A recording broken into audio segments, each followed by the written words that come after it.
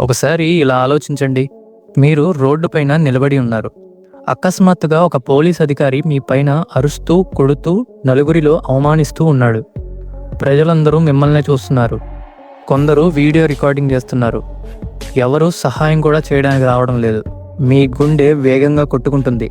మీ రక్తం మరిగిపోతుంది. అప్పుడు మీకు ఒకే ఒక ఆలోచన వస్తుంది.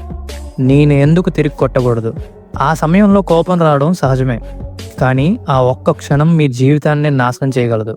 ఇక్కడ నిజమేంటంటే, మిమ్మల్ని కొట్టడానికి ఏ పోలీస్ అధికారికి చట్టపరమైన హక్కు లేదు. భారత రాజ్యాంగంలోని ఆర్టికల్ 21 ప్రతి పౌరుడికి గౌరవంగా జీవించే హక్కు ఇస్తుంది. ఐపీసీ సెక్షన్ 323, 324, 325, 330, 331 సెక్షన్ ప్రకారంగా పోలీసులు మనల్ని కొట్టడం నేరం. వారు మాటలతో అవమానించినా కూడా నేరమే. కానీ మీరు ఈ విషయాన్ని జాగ్రత్తగా వినండి.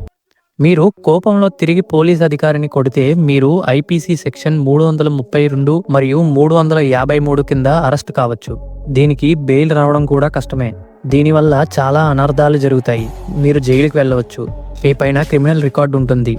ఉద్యోగం పోవడం జరుగుతుంది. కుటుంబం బాధపడుతుంది. పోలీస్ మిమ్మల్ని మొదట కొట్టినా కూడా మీరు తిరిగి కొడితే మీ భవిష్యత్తు ప్రమాదంలో పడుతుంది. ఇలాంటి సమయాల్లో మీరు కాస్త సహనంగా ఉండి, మీరు ప్రతీకారం కోసం కాకుండా మరణం నుండి తప్పించుకోవడానికి మాత్రమే మిమ్మల్ని మీరు రక్షించుకోగలగాలి. పోలీస్ మిమ్మల్ని కొడుతుంటే వాటిని అడ్డుకోండి. పరిగెత్తడానికి ప్రయత్నించండి. మిమ్మల్ని మీరు రక్షించుకోండి. అన్నిటికన్నా ముఖ్యంగా మీరు శాంతంగా ఉండాలి.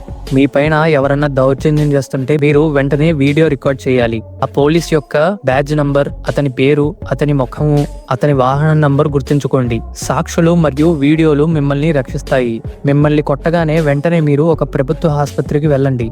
మెడికల్ రిపోర్ట్ తీసుకోండి. ఫిర్యాదు దాఖలాలు చేయండి. పోలీసులకు మిమ్మల్ని కొట్టే అధికారం లేదు. మీకు కోపం రావడం సహజమే. కానీ మీరు చాలా సహనంగా ఉండాలి. మీ సహనమే మీ భవిష్యత్తును కాపాడుతుంది.